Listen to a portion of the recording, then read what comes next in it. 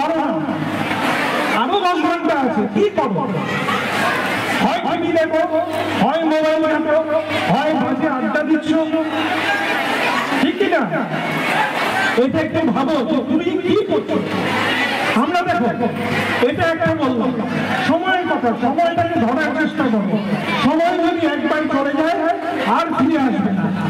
আরেকটা হচ্ছে, আরেকটা কথা বলি যে এখানে ক্লাস 12 পর্যন্ত ছেলেমেয়েরা আছে। এই যে আমার ছাত্রছাত্রীরা, এবারে দেখো আমাদের মধ্যে আমরা কেউ উপার্জন করি, শিক্ষক শিক্ষিকা বাদ দিয়ে আমরা ছাত্রছাত্রীরা কেউ উপার্জন করি না, কিন্তু আমাদের বাবা মারা আমাদেরকে খাওয়াচ্ছে প্রতিদিন। কিসের জন্য? একটু যাতে ভালো মতো পড়াশোনা করি, একটু যাতে ভালো থাকি, শরীরটা যেন ভালো থাকে। এটা যেমন বাবা মারা আমাদেরকে করছে, সেরকম আমাদেরকেও ভাবতে হবে যে আমাদের বাবা মারা কিভাবে ভালো থাকবে। ঠিক আছে?